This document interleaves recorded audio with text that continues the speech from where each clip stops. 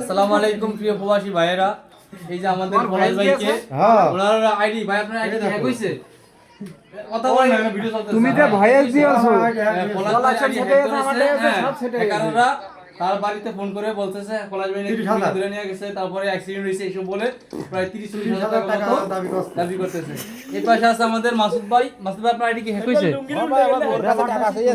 আপনি একটু ক্যামেরার সামনে এসে বলেন না, নাহলে ভাই এই প্রতারক হাত থেকে আপনারা সবাই সাবধান হয়েন।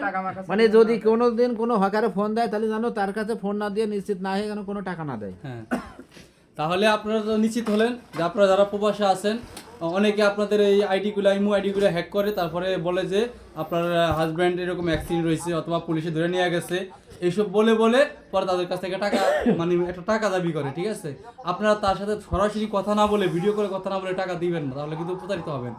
আশা করি ভিডিওটা সবার কাছে শেয়ার করে দিবেন।